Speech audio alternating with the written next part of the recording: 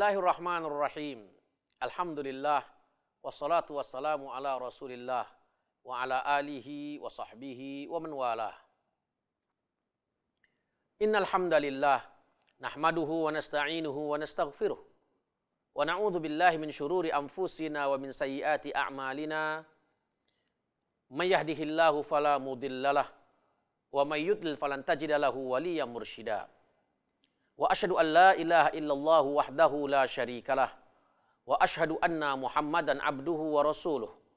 Allahumma salli wa sallim wa barik ala habibina wa qurrati a'yunina wa imamina wa nabiyyina Muhammadin sallallahu alaihi wasallam wa ala alihi wa sahbihi ajma'in. Amma ba'd. Segala pujian bagi Allah Subhanahu wa taala, Tuhan yang sama-sama kita meminta pertolongan. Dan segala pujian bagi Allah Subhanahu wa taala, Tuhan yang sama-sama kita meminta pengampunan. Hanya kepadamu ya Allah kami berlindung dari keburukan jiwa-jiwa kami, dan hanya kepadamu ya Allah kami berlindung dari keburukan amalan-amalan kami. Selawat salam ke atas junjungan besar kekasih kita, suri tauladan kita, penghulu kita, Nabi Muhammad sallallahu alaihi wasallam, serta sekalian sahabat dan kerabatnya ajma'in. Hadirin hadirat muslimin muslimat yang dirahmati Allah. Assalamualaikum warahmatullahi taala wabarakatuh. Bertemu kita sekali lagi dalam program Salam SGTV. Seperti yang sudah saya perjelaskan sebelum ini, bahawa kisah Nabi Yusuf merupakan kisah yang terbaik seperti yang digambarkan di dalam Al-Quranul Karim. Ini kerana di dalam surah tersebut terdapat kisah dua orang Nabi, yaitu Nabi Yaqub alaihi salam dan Nabi Yusuf alaihi salam. Dan di dalam surah tersebut terdapat kisah orang-orang soleh, kisah sang raja dan segenap kerajaannya, kisah para pedagang dan lain-lain lagi. Kesemuanya yang saya sebutkan mempunyai kaitan yang sangat rapat dan dekat dengan perjalanan kehidupan Nabi Yusuf alaihissalam yang penuh dengan warna-warni. Yang paling utama sekali, surah ini syarat dengan pengajaran dan pesanan-pesanan moral yang memperkukuhkan jati diri kita sebagai seorang mukmin dalam memperkukuhkan hubungan kita dengan Allah Subhanahu wa taala dan mempereratkan hubungan kita sesama manusia. Dalam masa yang sama, surah ini membuktikan akan kebenaran junjungan besar Nabi kita Muhammad sallallahu alaihi wasallam. Beliau adalah rasul utusan Allah Subhanahu wa taala. Ini kerana baginda sallallahu alaihi wasallam mampu menceritakan kisah umat-umat masa silam, secara khusus kisah Nabi Yusuf alaihi salam, dengan sebaik mungkin dan sempurna, seperti mana yang diminta oleh para pembesar Mekah dan ahli kitab pada ketika itu. Tuan-tuan dan puan-puan yang dirahmati Allah, episod kali ini dalam menafsirkan surah Yusuf, saya akan memaparkan satu sifat mulia yang dimiliki oleh ayah Nabi Yusuf, iaitu Nabi Yaqub alaihissalam. Sifat yang boleh dijadikan teladan dalam kehidupan harian kita. Sifat tersebut dipanggil sebagai sabrun jamil, iaitu kesabaran yang indah. Paparan sifat ini jelas terlihat di saat Nabi Yaqub alaihissalam melahirkan pandangannya kepada anak-anaknya mengenai apa yang telah terjadi kepada Nabi Yusuf dan Benjamin serta anak sulungnya yang masih berada di bumi Mesir pada ketika itu. Secara khusus pada ayat 83 hingga ayat 87 dari surah Yusuf, insya-Allah saya akan tafsirkan di dalam pertemuan hari ini. Tuan-tuan dan puan-puan yang dirahmati Allah, kalimat sabrun jamil, sabar yang indah, disebut dalam surah ini sebanyak 2 kali. Pertama, pada ayat ke-18, di saat anak-anaknya membawa pakaian yang berlumuran darah palsu, maka respon Nabi Yaqub pada ketika itu seperti yang disebutkan dalam Al-Quran, qala bal sawwalat lakum anfusukum amra fasabrun jamil wallahul musta'anu ala ma tasifun. Maksudnya, dia yakni Yaqub berkata, hanya dirimu sendirilah yang memandang baik perbuatan yang buruk itu. Maka kesabaran yang baik itulah kesabaranku. Dan Allah sajalah yang dimohon pertolongannya terhadap apa yang kamu ceritakan. Kedua, pada ayat ke-83, di saat anak-anaknya memberitahu kepada ayahnya yang adik mereka bernama Benyamin telah ditahan di bumi Mesir kerana beliau telah melakukan pencurian. Maka respon Nabi Yaqub pada ketika itu, seperti yang dilukiskan dalam Al-Quran, Allah berfirman, qala bal sawwalat lakum anfusukum amra fasabrun jamil asallahu ayyatiyani bihim jami'a innahu huwal alimul hakim. Maksudnya, Yaqub berkata, hanya dirimu sendirilah yang memandang baik perbuatan yang buruk itu. Maka kesabaran yang baik itulah kesabaranku. Mudah-mudahan Allah mendatangkan mereka semuanya kepadaku.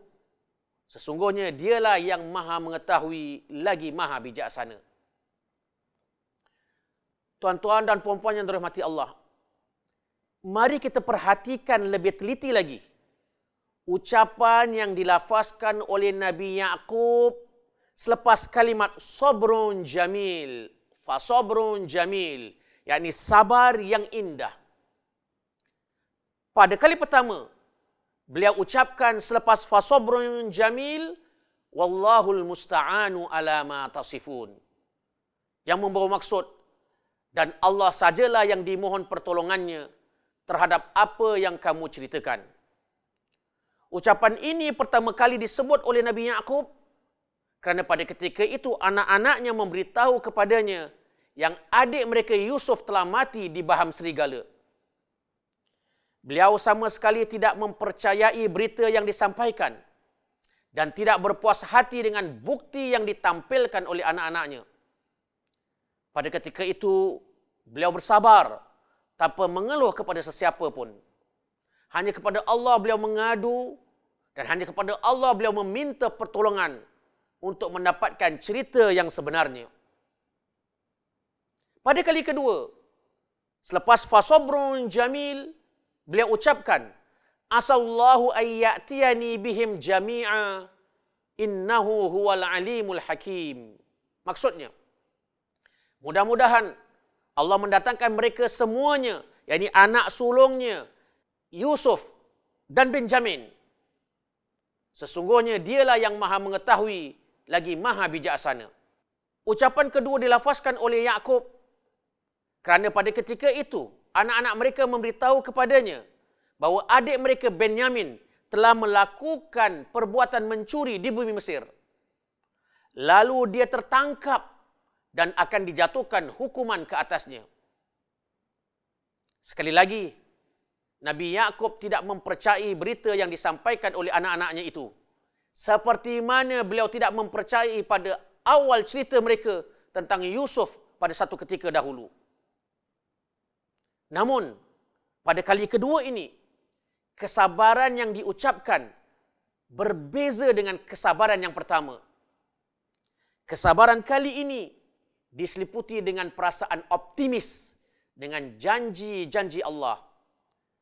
Perasaan yang kuat bahawa Allah akan mengembalikan Yusuf dan adiknya Benjamin ke pangkuan dirinya pada satu masa nanti dalam masa yang terdekat. Tuan-tuan dan puan-puan yang dirahmati Allah, mengikut catatan sebahagian ulama, berita buruk yang diterima oleh Nabi Yaqub pada kali kedua, yakni tentang pencurian yang dilakukan oleh anaknya Benyamin, sebenarnya ada semacam isyarat yang anaknya Yusuf masih hidup.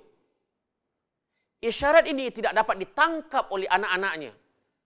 Akan tetapi isyarat tersebut dapat dirasai, difahami oleh Nabi Yaqub alaihissalam.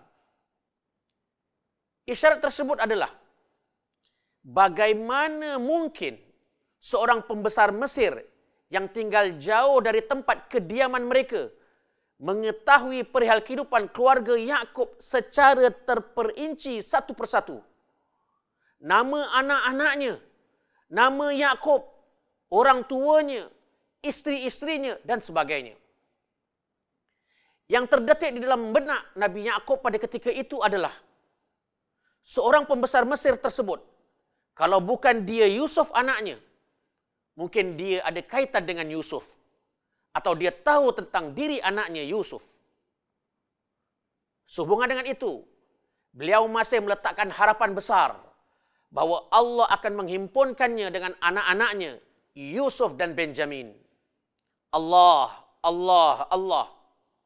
Begitulah pendirian Nabi Yakub alaihi salam. Tuan-tuan dan puan-puan yang dirahmati Allah, kalimat jamil adalah kata sifat adjektif yang membawa makna indah dan cantik.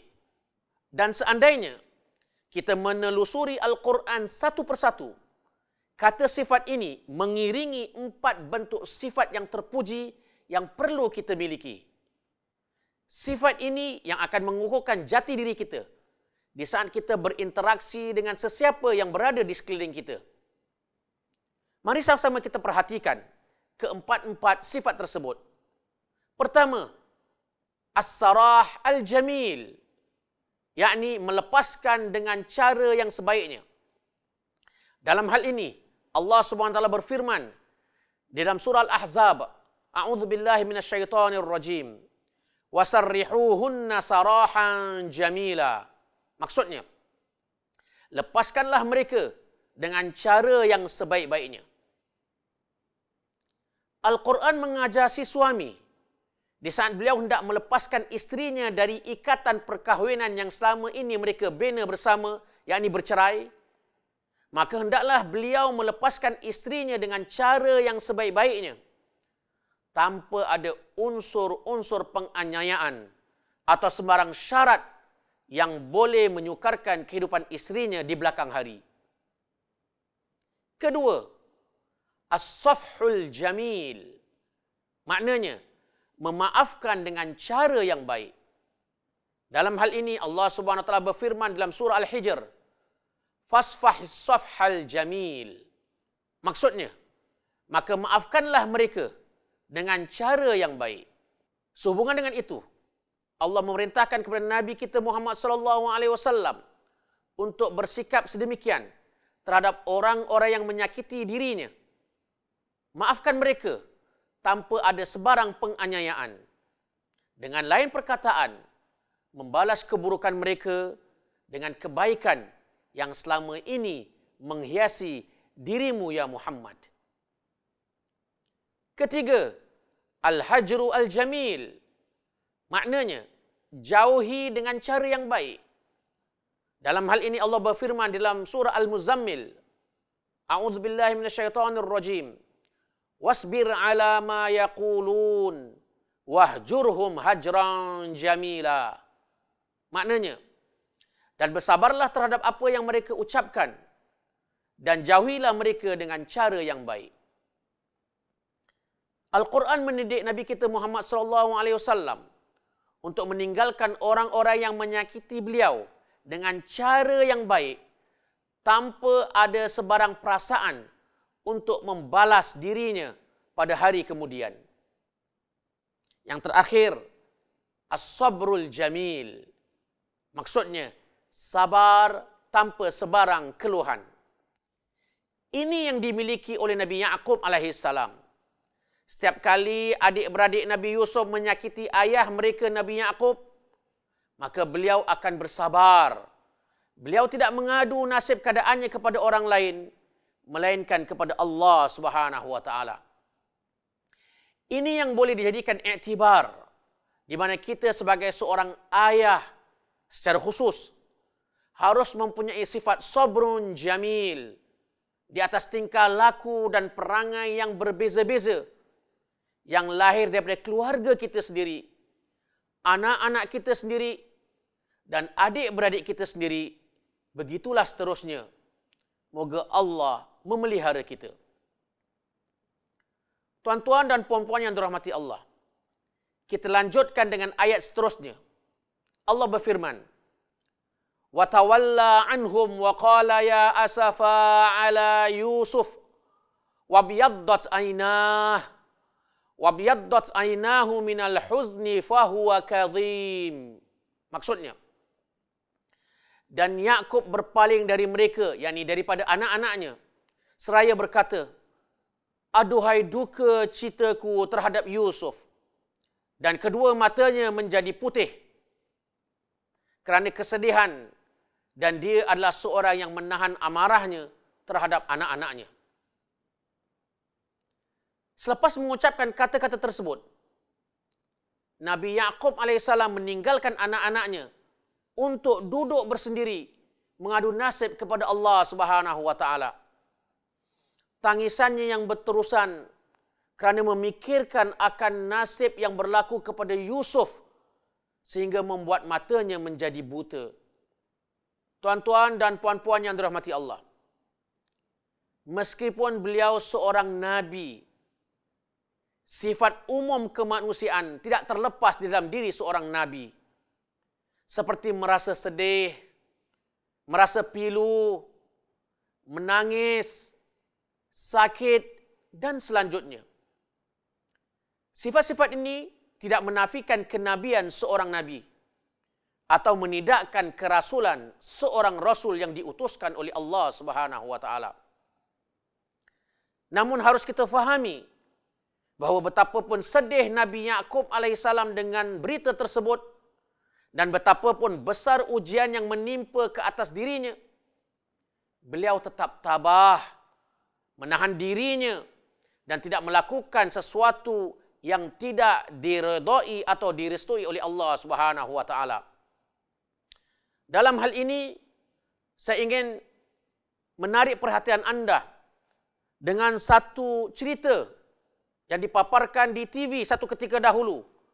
Peristiwa tentang Nabi Yusuf dan Nabi Yakub. Paparan yang digambarkan ialah di saat Nabi Yakub mengetahui Yusuf telah meninggal, dia sangat-sangat sedih sehingga dia mengambil pasir, mencampakkan pasir di atas kepalanya dan di mukanya. Begitulah gambaran yang dipaparkan di dalam filem tersebut yang menunjukkan betapa sedihnya Nabi Yakub mendengar berita akan kematian Yusuf. Tuan-tuan dan puan-puan yang dirahmati Allah, hakikat sebenarnya apa yang kita saksikan itu tidak akan berlaku ke atas seorang nabi. Al-Quran selalu menggambarkan kisah-kisah nabi walaupun dalam keadaan ujian, walaupun dalam keadaan sedih, paparan yang sangat indah dan sempurna. Dan Nabi Yakub adalah seorang nabi yang mempunyai sifat sabar yang sangat tinggi. Dalam masa yang sama, beliau masih bersangka baik kepada Allah dan yakin dengan janji-janjinya. Bagi diri beliau, kedatangan ujian ibarat datangnya malam. Semakin gelap malam tersebut, semakin dekat datangnya waktu siang. Tuan-tuan dan puan-puan yang dirahmati Allah, ayat berikut menjelaskan, qalu tallahi tafta'u tadhkuru Yusuf hatta takuna haradan aw takuna minal halikin. Maksudnya, mereka berkata, demi Allah, senantiasa kamu mengingati Yusuf sehingga kamu mengidap penyakit yang berat atau termasuk orang-orang yang binasa. Mendengar keluhan Nabi Yakub alaihissalam, anak cucunya semakin hairan kerana ayah mereka atau datuk mereka masih terus ingat kepada Yusuf. Padahal Yusuf sudah lama pergi. Padahal Yusuf sudah lama tidak kembali. Dalam riwayat, ada menyebutkan bahawa perpisahan antara Yusuf dan Yakub berlaku selama 40 tahun lamanya. Masya Allah, sungguh lama peristiwa itu berlaku. Justru itu, mereka menasihati ayahnya agar jangan berbuat demikian. Ini kerana dengan perbuatan tersebut, badannya akan terjadi kurus kering dan mindahnya akan menjadi tidak karuan. Tuan-tuan dan puan-puan yang dirahmati Allah, saya juga ingin menarik perhatian anda akan keindahan bahasa Arab yang terakam di dalam Al-Quran, yaitu kalimat tallah. Kalimat ini adalah salah satu dari 3 kalimat yang digunakan di dalam bersumpah, yaitu wallahi, tallahi, wabillahi. Dan kalimat tallahi dari sudut bahasa Arab, ianya mengandungi makna kehairanan. Jadi sesuailah dengan ucapan anak cucu Nabi Yaqub, tallahi. Ini kerana mereka merasa kehairanan dengan sikap Nabi Yaqub yang masih mengenang Yusuf, walaupun Yusuf sudah menghilang dan pergi sekian lama takkan kembali. Selanjutnya, saya akan meneruskan tafsiran ayat berikut, yaitu Nabi Yaqub berkata, Qala innama ashku bathi wa huzni ila Allah wa a'lamu minallahi ma la ta'lamun. Maksudnya, sesungguhnya hanyalah kepada Allah aku mengadukan kesusahan dan kesedihanku, dan aku mengetahui dari Allah apa yang kamu tiada mengetahui. Ayat ini menjelaskan respon Nabi Yaqub kepada anak cucunya. Aku bukan mengeluh kepada kalian. Bukan juga aku mengeluh kepada sesiapa pun. Hanya kepada Allah aku mengadu kesusahanku. Dan hanya kepada Allah aku mengadu penderitaanku. Aku mengenal Allah lebih dari kamu mengenal Allah. Jika kalian semua merasakan Yusuf mustahil akan kembali, aku sama sekali tidak mempercayainya. Aku tetap merasakan bahawa Yusuf masih hidup. Dan satu hari nanti, kita semua akan bertemu kembali dengannya. Inilah keyakinan kuat yang berakar di dalam diri Nabi Yaqub alaihissalam dari sejak terpisahnya diri beliau dengan anaknya Yusuf. Keyakinan ini menyebabkan beliau mengarahkan anak-anaknya untuk mencari Yusuf dan Benyamin. Dan ayat berikut menjelaskan di mana Nabi Yaqub memerintahkan anaknya untuk mencari Yusuf dan Benyamin. Allah berfirman, Ya bani yadhhabu fatahassasu min Yusuf wa akhihi wa la tay'asu min rauhillah. Innahu la yay'asu min rauhillahi illa al-qaumul kafirun. Maksudnya, wahai anak-anakku, pergilah kamu, maka carilah berita tentang Yusuf dan saudaranya. Dan janganlah kamu berputus asa dari rahmat Allah. Sesungguhnya tiada berputus asa dari rahmat Allah, melainkan kaum kafir. Tuan-tuan dan puan-puan yang dirahmati Allah, ayat ini memaparkan kecekalan dan ketabahan Nabi Yaqub alaihissalam. Di samping beliau bersabar dan hanya mengeluh nasibnya kepada Allah, beliau tidak berpeluk tubuh. Keyakinannya kepada janji Allah membuat beliau memerintahkan anak-anaknya untuk tidak berputus asa untuk mencari Yusuf dan adiknya Benjamin. Moga Allah satu hari nanti memperkenankan usaha orang-orang yang tidak berputus asa dengan rahmatnya dan dengan taufiknya. Tuan-tuan dan puan-puan yang dirahmati Allah, ini dia sekelumit kisah tentang pribadi Nabi Yaqub yang terakam dalam surah Yusuf. Kesimpulan yang dapat saya rumuskan melalui tafsiran ayat 83 hingga ayat 87 adalah seperti berikut. Pertama, as-sabrul jamil, sabar yang indah. Sabar yang indah adalah kesabaran tanpa sebarang keluhan kepada manusia.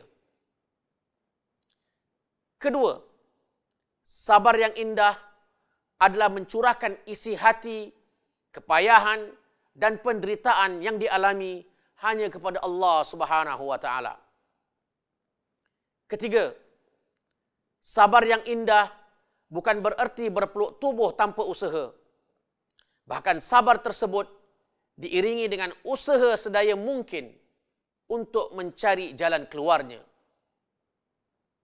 Keempat, semakin mantap keimanan seseorang kepada Allah, semakin besar pula harapannya kepada janji-janjinya.